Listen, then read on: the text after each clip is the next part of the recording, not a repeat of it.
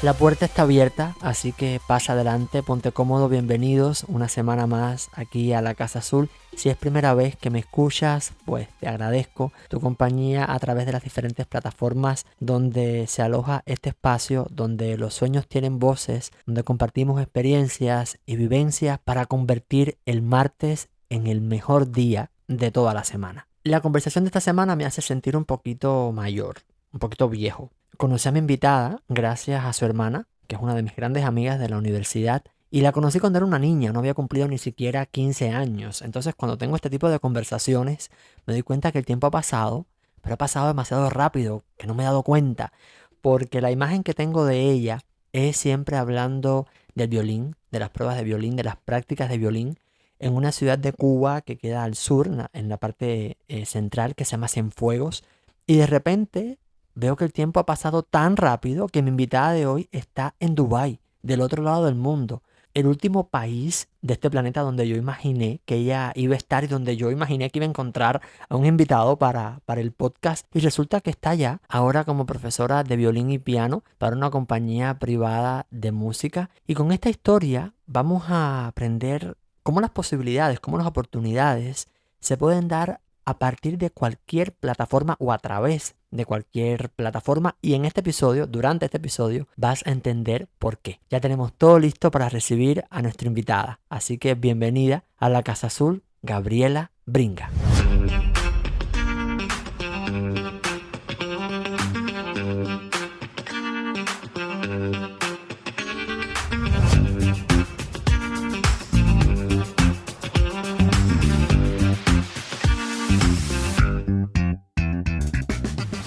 Yo lo único que te tengo que decir para empezar es que hemos roto el récord de entrevistas en el podcast. Son las 12:20 de la mañana, bueno, de la madrugada, y tú tienes las 7 y tantos, 8:30.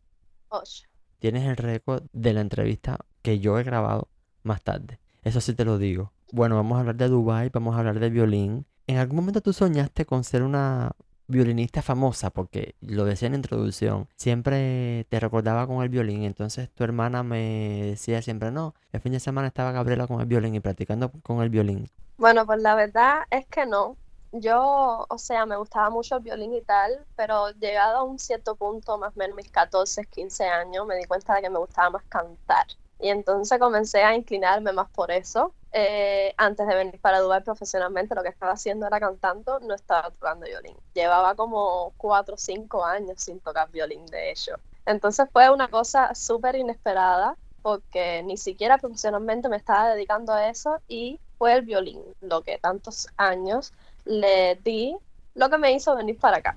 Entonces fue como que algo hecho, destinado a hacer. ¿Qué pasó con todas esas horas de estudio? Ese tiempo de estudio que, repito, siempre me acuerdo de tu hermana diciéndome que era mañana, tarde y noche con el violín practicando todo el tiempo. ¿Fue tiempo perdido? ¿Te arrepientes en algún momento de todos esos años de estudio? Todo lo contrario, me arrepiento de no haber estudiado más. Siempre, o sea, ahora que ya uno es un poco más adulto y tiene que trabajar, como que no tiene tanto tiempo para dedicarle, como en esos años en los que era niña y nada más tenía que preocuparme por estudiar. Y entonces, ahora mismo me gustaría tanto tener ese tiempo que tenía antes para poder seguir estudiando y estudiar más. No creo que haya sido tiempo perdido, porque ahora es que está pagando, ¿ves? Me siento bastante cómoda profesionalmente. Tengo ganas de hacer cosas con el violín, y entonces pudiera llevar las dos cosas de la mano, cantar y tocar violín a la misma vez, y pues todos esos años de práctica ahora es que se van a empezar a ver. Y por supuesto la pregunta que se impone, ¿cómo llega una cubana a Dubái? Bueno, yo no sé si esto me lo vas a creer. Yo cada vez que lo cuento nadie nunca me lo cree, pero fue pura suerte, 100% suerte. Literal, o sea, mi nombre en Instagram siempre ha sido Gabriel, de Gabriela, y violín, por el instrumento. Y a lo mejor alguien escribió el instrumento en Instagram y le aparecí yo dentro de las personas. Una persona random, muy random, me escribió por Instagram y me preguntó que si yo quería venir para acá. Vaya, Más suertuda que no pudo haber sido. Yo ni siquiera respondí porque yo pensaba que era alguna estafa o algo así. Me demoré como 3 días en responder y dije, voy a responder por si acaso, tú sabes. Y así empecé a conversar con la persona me pidió el currículum, comencé a hacer el proceso, hice las entrevistas con el manager de la compañía y ya, 2 semanas después me dijeron, ya te compramos el boleto de avión, ven para acá. ¿Y quién era esa persona? O sea, ¿trabajaba en una compañía, en una escuela de música? Trabajaba para la compañía. Sí, trabajaba para la compañía porque aquí, o sea, ellos están todo el tiempo ofreciendo trabajo cada vez que alguien termina su contrato y no renueva. Y también porque ellos se expanden muchísimo. Aquí en Dubái la compañía más grande de escuelas de música privada es la en la que yo trabajo. Entonces ellos por año abren entre 2 y 4 nuevas escuelas dentro de la misma compañía, aquí se llama branches, y entonces como nuevas tiendas. Entonces ellos siempre están buscando nuevos profesores y más profesores para expandir la compañía y hay gente que se dedica a eso, ¿ve? A encontrarlos alrededor de todo el mundo. Es una escuela de música, no, es una compañía que se dedica a eso, ¿ve? Porque al final no forma parte del gobierno ni es una escuela como tal, no tiene una sola institución. Básicamente lo que dentro de lo que son los centros comerciales, ahí hay una tienda en la cual esa tienda pertenece a esa compañía. Ahora mismo hay como 24 o 26 alrededor de todos los Emiratos, no solamente en Dubái, también hay en Abu Dhabi, en Ashman, en fin, Emiratos dentro de aquí, Dubái es obviamente el que más tiene. Entonces ellos lo que hacen es alquilar o comprar, la verdad no sé cómo funciona eso, tiendas dentro de los centros comerciales y ahí ellos tienen sus pequeñas escuelitas. ¿Nunca te dio miedo que algo saliera mal y que realmente se tratara de una estafa? Porque no estamos hablando ni siquiera de Estados Unidos, no estamos hablando de España, no estamos hablando de ningún país así conocido, estamos hablando de Dubái. Bueno, la verdad sí, al principio, ¿ves? Mi mamá pensaba que era una estafa. Yo la noticia a mi mamá se la di en plan que ella me dijo, ya tu ropa de la graduación para exponer la tesis y de la graduación está lista. Y yo le dije, pues dame la hora que me la llevo para el aeropuerto y es la que me voy a llevar puesta porque me voy para Dubái. Y ella casi se muere. Yo a mi mamá no le conté nada hasta que ya había pasado todas las entrevistas y era seguro que yo tenía mi contrato. Y entonces, pero cuando yo fui a hablar con el director de mi coro en el que yo estaba trabajando, él me dijo, yo tengo una amiga que ya está trabajando para esa compañía en Dubái. Entonces yo enseguida le escribí, me contacté con ella y bueno, pues ella me informó un poco más de cómo era el proceso y me dijo que era exactamente lo que yo había hecho y que todo era muy legal y que no había ningún problema. ¿Me puedes explicar, o sea, en la medida de tus posibilidades, obviamente, pero me puedes explicar un poquito todo este tema de visas, certificaciones, tramitación para Dubái? Sí, sí. La verdad es muy sencillo, porque ¿qué pasa? Los cubanos tenemos una cosa llamada como que libre visado, que realmente no es libre visado, no es que puedes entrar y vivir aquí y no pasa nada. Pero sí tenemos una cosa que en mi caso lo que yo hice y lo que yo le recomiendo a todo el mundo que quiera venir para acá que haga, es una visa electrónica. Literalmente tú vas a un sitio web cualquiera, dices cómo llenar un formulario para visa electrónica para Dubái y ellos te lo aprueban por simplemente ser cubano. No tienes que pagar absolutamente nada, simplemente es poner tus datos ahí y lo tienes en tu teléfono y es lo que tú presentas en el aeropuerto. Entonces, eso fue lo que me hicieron a mí. Lo que pasa es que ese visado es solamente por 60 días. ¿Ves? Después de esos 60 días, tú puedes renovar ese mismo visado, pero eso lo puedes hacer unas 2 veces nada más. No es algo que yo les recomiendo a la gente hacer. Y también porque es bastante inestable, es un estatus bastante inestable. Lo que casi todo el mundo hace es que viene para acá, porque también conozco cubanos que vinieron, no como yo, con contrato, con compañía, que vinieron, como mismo han ido para Estados Unidos sin nada. Y ellos en esos 60 días intentan encontrar un trabajo. Ese trabajo está obligado legalmente a darte tu visa de residencia por 2 años. Entonces, en esos 60 días haces el cambio de estatus. ¿Cuáles fueron tus primeras impresiones al llegar a Dubái? Teniendo en cuenta además que yo creo que tú nunca habías salido de Cuba. Cuéntame cómo es aterrizar en Dubái, que además también la imagen que uno tiene de Dubái es todo lujo, todo el tiempo, ¿sabes? Bueno, tú me conoces a mí y a mí no me da ninguna pena decir que yo soy un poco bastante despistada, ¿no? Mi hermana siempre me describía como que yo estaba en un universo paralelo y de vez en cuando hacía contacto con la Tierra. Eso no ha cambiado y no creo que nunca vaya a cambiar. Yo no sé si tú sabes que aquí en Dubái está el Burj Khalifa, el edificio más grande del mundo. Yo ni siquiera sabía eso, vaya, para serte sincera. Yo sabía que esto era un país árabe que tenía desierto, ya. Yo no sabía absolutamente más nada de Dubái y yo no tuve ni tiempo para preocuparme por eso porque ya te digo, fue todo muy rápido. Entonces, cuando yo llegué aquí, yo tenía en mi idea esto de ser un país súper conservador, ya que era árabe, todo el mundo, antes yo decía con sus trapos, ahora digo con hijab y con abaya, que es como se dicen las mujeres de las personas musulmanas. Y bueno, en primero estuve muy impresionada por todos los edificios grandes, no por la vestimenta, sino por la cantidad de gente que hay, la diversidad de cultura que hay. Aquí hay personas de todo el mundo, de todo el mundo. Entonces, eso para mí fue bastante impresionante en el sentido de que tú estás acostumbrado a tu pedacito, a tu gente, que todo el mundo juega igual, que todo el mundo habla español. Yo como tal nunca había hablado inglés fuera de las prácticas de la clase y qué sé yo, uno o dos amigos. Entonces fue todo bastante impresionante, pero nunca me sentí incómoda. Eso sí lo tengo que decir. Nunca me sentí fuera de lugar, nunca me sentí agobiada por los edificios ni agobiada por la gente. Es un país que respeta muchísimo a las mujeres, todo lo contrario a lo que las personas piensan, que ser musulmán es opresión a las mujeres, todo lo contrario. Eso lo tengo que decir porque para mí es muy importante que quede claro que los países árabes y los países musulmanes, fuera de oprimir a la mujer, lo que hacen es respetarla y ponerla en un pedestal como si fuera una diosa por encima de todas las cosas. A mí nunca me ha hablado una persona en el medio de la calle. Nunca nadie se me ha acercado, nunca nadie me ha tocado. Y no lo pueden hacer porque hay cámaras de seguridad en todos lados. Yo con reportarlo tengo y esa persona va para la cárcel. Simplemente porque yo no lo conozco y él no puede tocarme porque yo soy mujer. Yo puedo caminar a las 3 de la mañana por el medio de la ciudad y nadie me puede hacer absolutamente nada. Entonces, esa seguridad para mí es una de las cosas que más me impresionó cuando llegué aquí. No, me imagino que después también el hecho gastronómico, porque la comida árabe tiene poquito que ver con la nuestra. Tenemos que hablar de ese tema. Aquí la mitad de la comida es spicy. Spicy es picante. Perdón, que se me va. Picante. Yo nunca en la vida comí picante y nunca me gustó. Entonces, yo pasé trabajo al principio con la comida. Pasé mucho trabajo porque no me gustaba la comida picante. Pero poco a poco me fui adaptando. Y ahora mismo yo me como lo que sea. La comida árabe como tal, no es picante. La que es picante es la india, la pakistaní. Pero aquí hay mucho de eso, ¿entiendes? Y entonces ya hay muchos platos que se han vuelto como que tradicionales para todo el mundo, simplemente porque, imagínate, nosotros los cubanos estamos empezando a llegar aquí ahora, pero aquí los indios, los pakistaníes y los filipinos llevan años y años viviendo aquí. Entonces esos platos ya se han vuelto como que tradicionales de Dubái. Yo la verdad ya me los como y son de mis favoritos.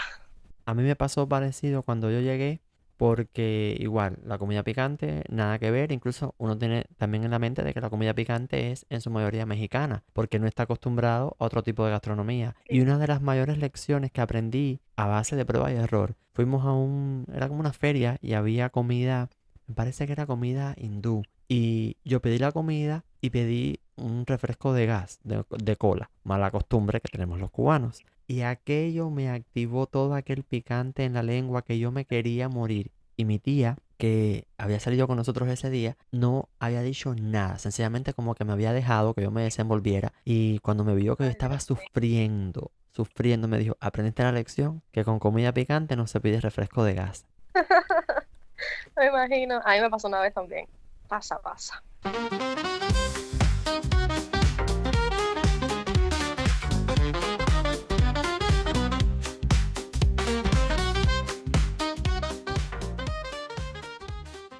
¿Cómo fue que empezó todo esto con el violín?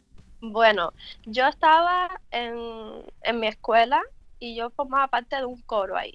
Y nada, normalmente el proceso de captación en las escuelas de arte es que los profesores van por todas las escuelas y le hacen prueba a los niños y pues ahí captan a los que ellos creen que tienen cualidades para la música. Yo fui una de las seleccionadas. En primer momento mi mamá ni siquiera me iba a llevar a la escuela de arte porque, o sea, los profesores van a la escuela, te hacen una captación y le mandan una carta a los padres diciendo, tu hija fue seleccionada, tiene que ir tal día, tal lugar, a la escuela de arte, no tal lugar, a la escuela de arte. Y mi mamá estaba como que, no, yo no voy a llevarla a hacer eso.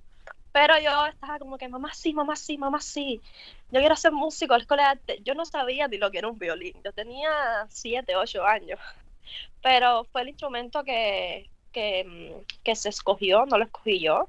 O sea, podía escoger piano, violín, cello, y el que me tocó por mis cualidades físicas prácticamente fue el violín. Y bueno, a mí me encantó. Me pareció dentro de todos los instrumentos el más clásico, el más glamuroso, por decirlo de alguna forma. Y me gustó muchísimo, la verdad. No me arrepiento para nada. Nunca decidí cambiar, nunca pedí cambiarlo. Hasta la muerte con mi violín. Y esta parte artística, ¿de dónde viene? Porque, bueno, tu hermana es periodista, tu mamá también pertenece a este mundo de las humanidades y demás, pero es que ninguna de las dos son artistas. Ninguna de las dos, no. Nadie en mi familia es artista. Así que esa pregunta no te la puedo responder con certeza porque la verdad no sé de dónde me viene. Mi mamá quería ser bailarina, pero mi abuela nunca la dejó. Pero fuera de eso, ninguno de mis familiares sabe cantar, ninguno tiene ninguna cualidad para el arte, ni pintura, ni nada, absolutamente nada. Fui yo la única que destacó por eso.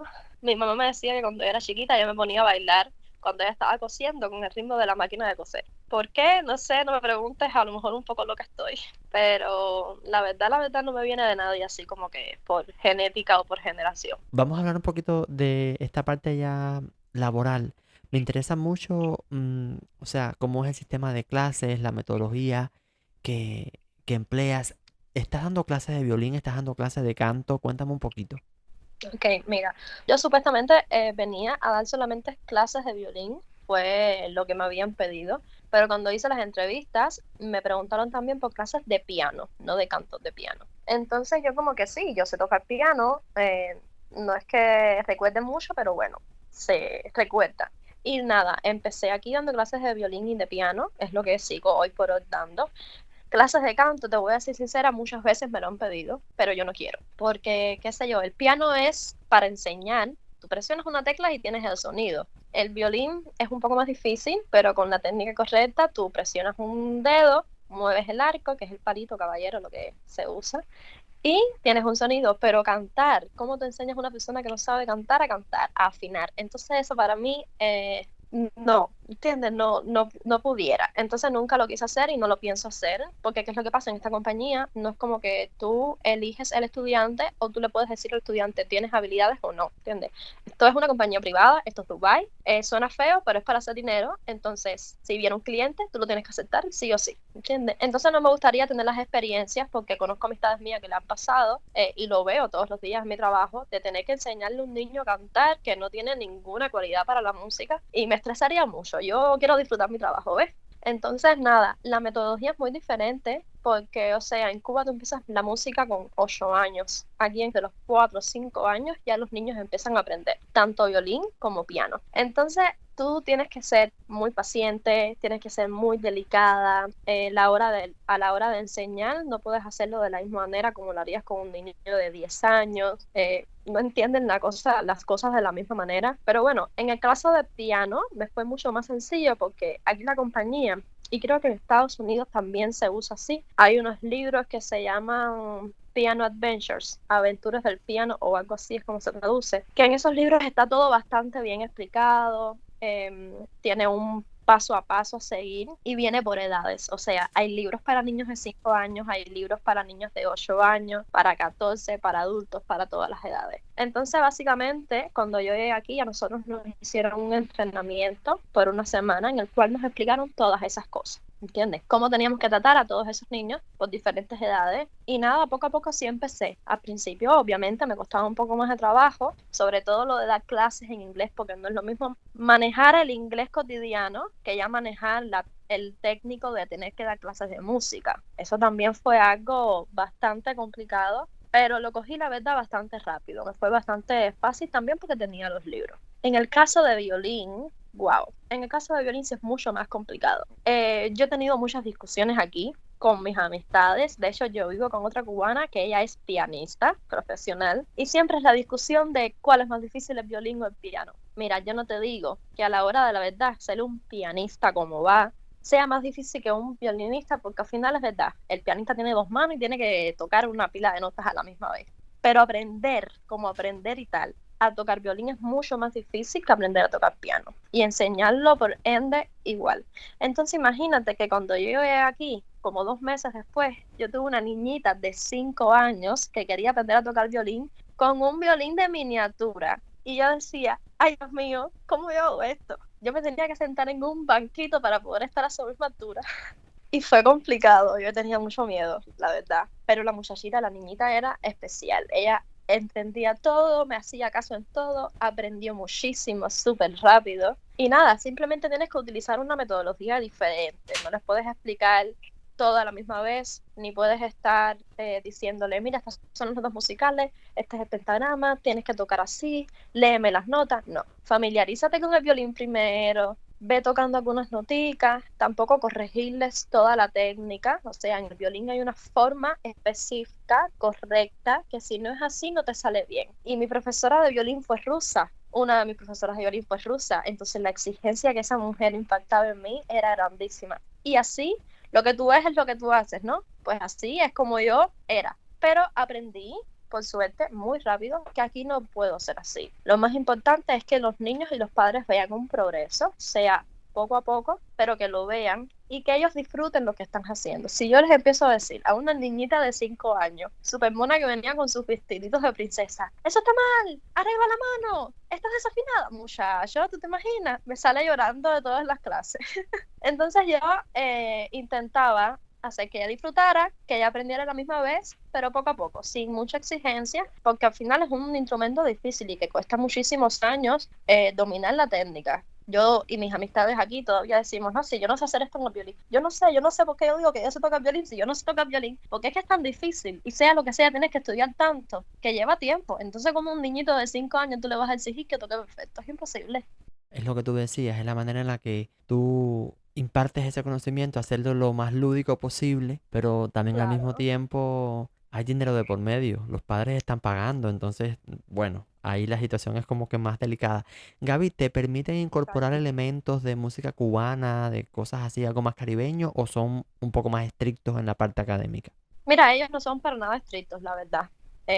Debido al mismo hecho de que es un cliente, básicamente se toca lo que el cliente quiera tocar. Yo tengo estudiantes, pero no tengo muchos estudiantes, no tengo ninguno, la verdad, que sea ni cubano, ni que le guste la música cubana. Hay mucha gente aquí que ni siquiera sabe Cuba. Entonces, no he tenido la oportunidad de incorporar esas cosas porque ellos siempre se tiran o por lo que están en los libros o por las músicas que están de hit en el momento. Yo quiero tocar esta canción que salió ayer o ese tipo de cosas.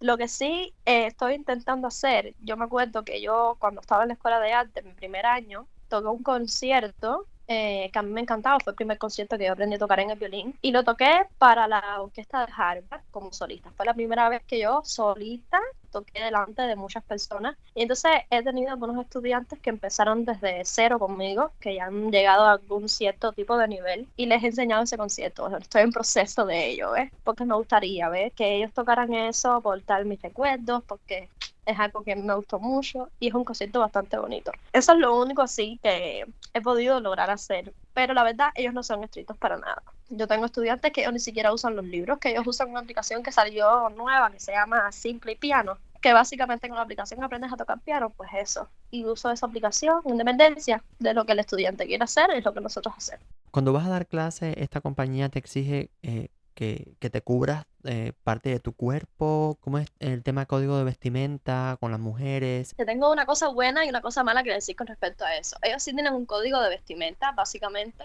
Tú te tienes que cubrir por lo menos hasta los hombros y no andar con cosas cortas.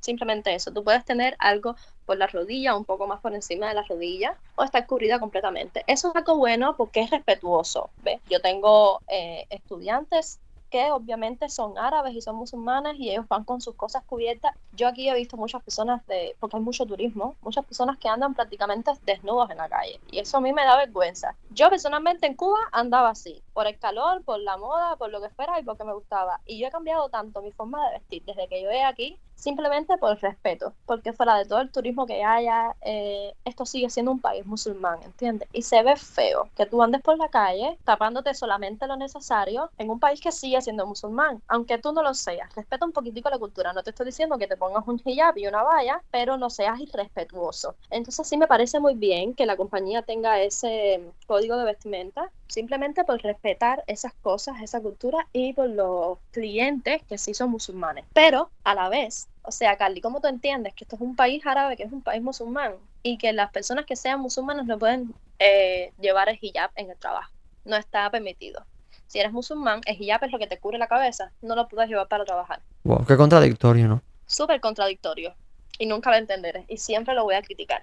Yo tengo una Wow. amiga, ella vino para acá y al tiempo se convirtió. Y tengo otras amistades que lo eran desde antes, que vinieron a trabajar para la compañía siendo musulmanes. Ninguno de los dos casos está permitido dejar llevar el hijab mientras se está trabajando. Tú te puedes cubrir todo tu cuerpo si quieres, hasta aquí. Pero el hijab en la cabeza no lo puedes llevar. De la manera en que tú miras Dubái, ¿no? Desde tus ojos como inmigrante en Dubái, ¿es cierto que todo es tan lujoso y la pobreza? ¿Qué pasa con la pobreza? Mira, la idea que uno tiene de Dubái no es mentira. Aquí sí hay mucha gente lujosa, mucha gente que tiene muchísimo dinero, sus mansiones, sus villas, sus Ferrari, sus cosas. Pero eso vamos a decir, dentro de mis ojos, dentro de lo que yo he visto, puede ser un 20-30% de la población. ¿Entiendes? La mayoría de la gente, tú sí ves el lujo y todos los hoteles son muy lujosos y todos los lugares son lujosos, la mayoría, pero no es como que todo el mundo en Dubái es rico, millonario, y no es como que tú vienes aquí y ya en un año eres millonario. No funciona así. La mayoría de la gente tiene un estado medio en el cual tienes un trabajo, te alquilas una casa o compartes, en mi caso, porque yo estoy compartiendo con alguien más un alquiler, pero es eso, ¿eh? Trabajas muchísimo y tienes tu dinero para sobrevivir y vivir bien, ¿ves? No te das los lujos de ir todas las semanas ni todos los meses a un hotel. Yo personalmente nunca lo he hecho. No creo que yo debería estar desperdiciando dinero de esa manera. Ya mi lujo suficiente es estar aquí. Y sí hay un por ciento de la población que está muy por debajo. Por ejemplo, las personas que trabajan en construcciones, las personas que hacen delivery. ¿Por qué? Aquí en Dubái el clima es el doble, el triple del calor del que tú puedes haber experimentado hasta hoy. Es muy, muy, muy, muy caliente, muy húmedo y es una cosa en plan de que caminar en el verano aquí te empieza a faltar el aire, ¿entiendes? Entonces imagínate las personas de construcción que tienen que trabajar el día entero al sol, como deben estar esas personas trabajando, haciendo esfuerzo físico y estar en esas condiciones climáticas tan malas. No sabría decirte económicamente cómo viven, pero recuerdo haber conversado con alguien con respecto a eso y me decía que los salarios sí son muy bajos, que son muy bajos incluso en comparación con los que tenemos nosotros aquí. Y entonces lo mismo pasa con los de delivery, por ejemplo, ellos tienen que estar el día entero, los que aquí los de delivery la mayoría son en moto y entonces ellos tienen que estar el día entero dando viajes de aquí para allá, de allá para acá. Tú los ves con máscaras, con telas tapadas para cubrirse la cara y la nariz, la boca y la nariz, para que no se sofoquen, me imagino, ¿entiendes? Hay veces que yo he pedido cosas, comida aquí a domicilio y ellos me piden agua porque tienen sed, porque tienen calor, porque el clima es demasiado. Entonces creo que esos trabajos son un poco... A mí me da tristeza, la verdad, ¿entiendes? Creo que está bastante mal pagado. Y bueno, sí hay lugares dentro de Dubái en los que tú nada más de verlos, ya sabes que ahí residen personas un poco más pobres, de la misma manera que tú vas a otros lugares y ves el super lujo de una esquina a otra y te dices, pero esto qué cosa es. Hay de todo un poco como en cada lugar, ¿entiendes? Pero de manera general no sientes un ambiente de pobreza para nada. Se ve un país bastante económicamente estable y sí es un país que está lleno de oportunidades para hacer, porque por ejemplo, de mi salario, y yo soy una persona con un salario medio normal, yo realmente en renta y comida no gasto ni la mitad de mi salario. Entonces yo creo que eso está bastante bien, porque he tenido el tiempo para ahorrar dinero. Por ejemplo, tengo planes de ir a Cuba, he tenido el tiempo y el dinero para ahorrarlo y hacer eso. Ya tengo mi licencia, dentro de poco me voy a comprar mi carro. ¿Y qué llevo aquí? 2 años, menos de 2 años, 1 año y medio. Y eso lo he hecho solamente con mi salario, pagando mi renta por mí misma, pagando mi comida por mí misma, siendo bastante responsable y ahorrando el dinero suficiente para continuar con los planes de futuro, porque llegar a Dubai fue una oportunidad, pero si yo no lo aprovecho y no saco partido de eso, no voy a hacer más nada con mi vida.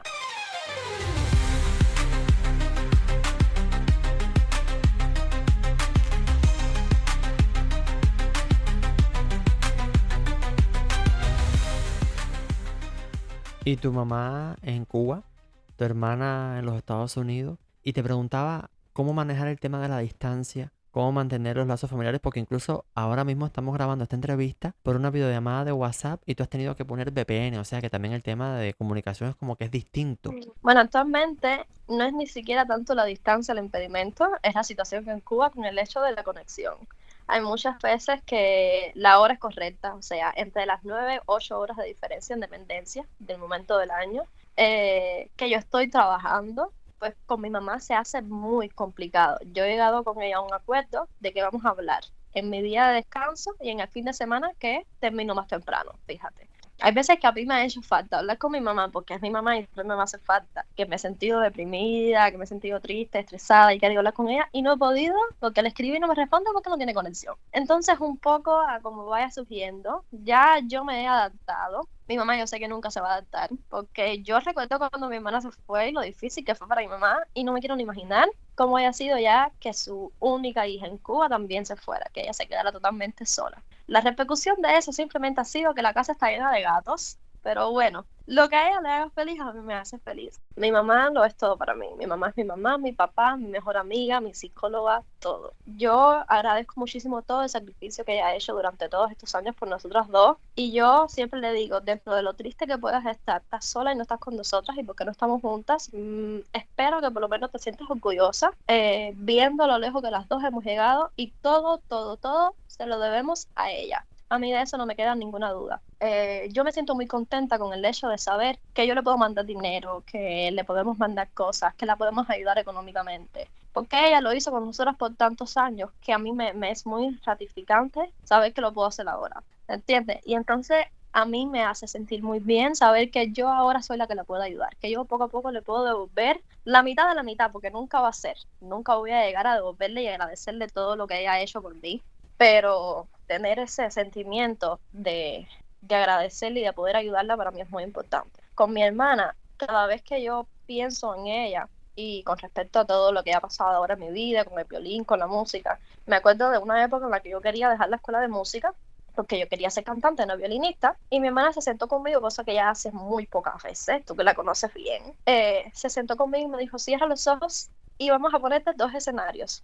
Imagínate en un teatro tocando violín y ahora imagínate en una conferencia de física. ¿En cuál tú te sientes mejor y cuál te hace más feliz? Yo obviamente sabía cuál era la respuesta, ella obviamente sabía cuál era la respuesta y yo le mentí porque simplemente quería salir de la escuela de arte. Y ella sabía que lo estaba mintiendo. Pero a mí eso nunca a mí se me fue de la cabeza. Es una cosa que se quedó en mí para siempre porque ella, con su carácter y su forma, siempre deseó lo mejor para mí, siempre intentó ayudarme y darme consejos y sobre todo siempre fue mi ejemplo a seguir.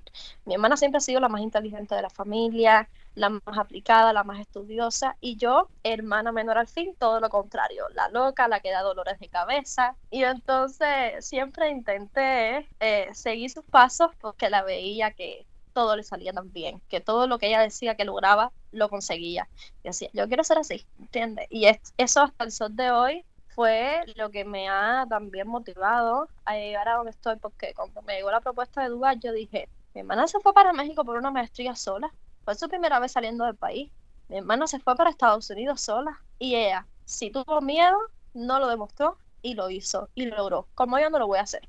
Las historias de cada uno son diferentes, pero al final cada quien se va labrando su propio camino y cada uno desde su trabajo y desde su quehacer también tiene esa oportunidad de retribuir, ¿no? A quienes han hecho por nosotros. Y mientras te escuchaba hablar, se me ocurría preguntarte si tú piensas que si esta oportunidad ha sido como que un golpe de suerte o la manera del destino, digamos que de retribuir todos los esfuerzos que tu mamá invirtió en cuanto a tiempo, recursos y demás, tanto en ti como en tu hermana. Pues yo creo que sí, la verdad.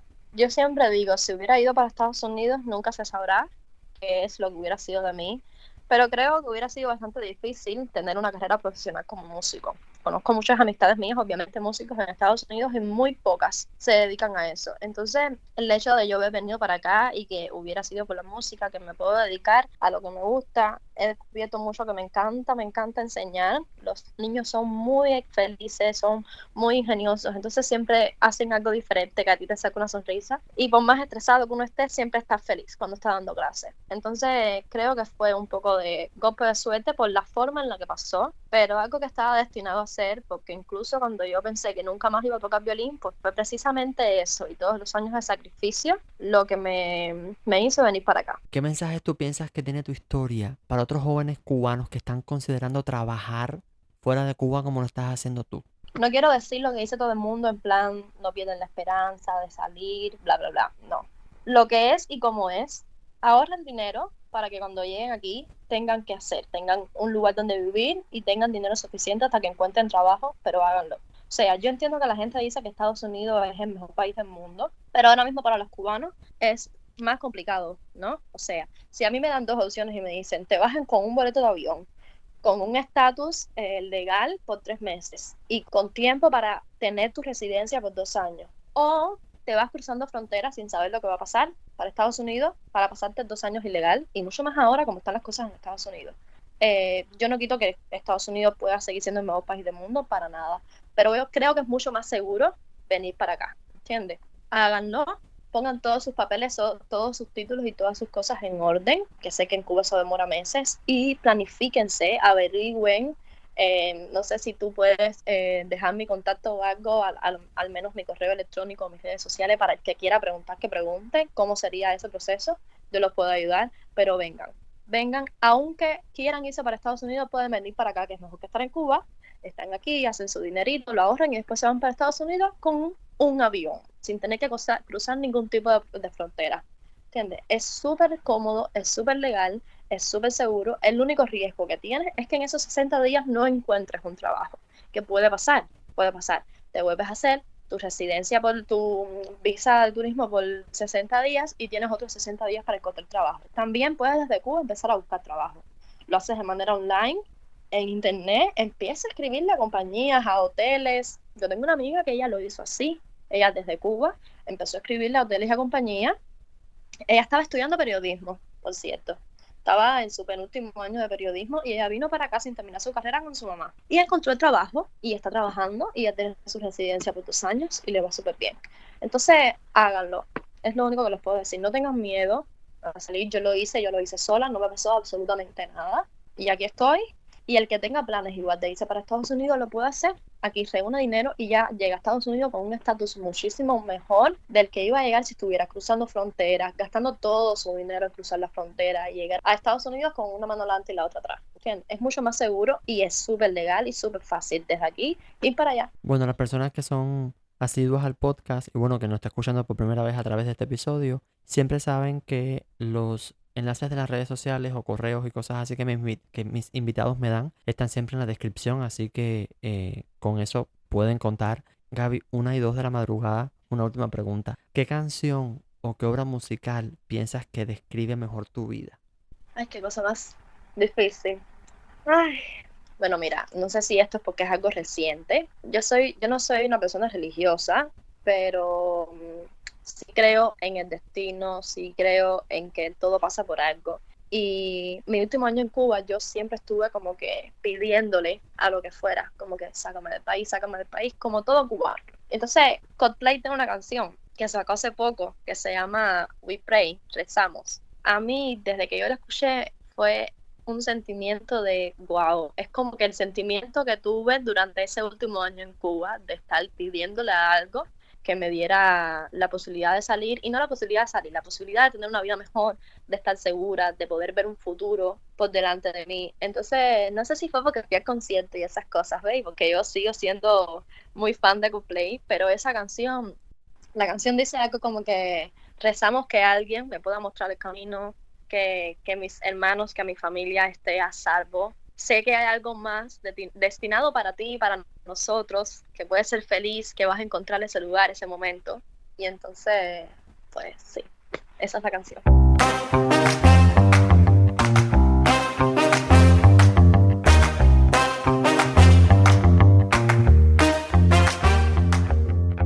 Me hubiese encantado despedirme este martes con fragmentos de la canción de Coldplay de la que hablaba mi invitada, pero por cuestiones de derecho de autor pues no se puede, así que me voy despidiendo recordándote que los detalles de Melodica Music Academy, que es la compañía para la que trabaja mi invitada, los tienes en la descripción del episodio, así como sus redes sociales para que también la contactes si conoces de alguien que sea un buen candidato para este tipo de trabajos. Y antes de irme, como siempre, te pido que valores el podcast desde la plataforma en la que nos escuchas. Puedes dejarme un comentario, me puedes seguir en las notificaciones y también puedes hacerlo con Instagram @lacasazul_podcast, porque desde ahí también seguimos construyendo nuestra comunidad. En 7 días estoy de regreso. Gracias por escuchar. Mi nombre es Carlos y desde la Casa Azul te deseo feliz martes.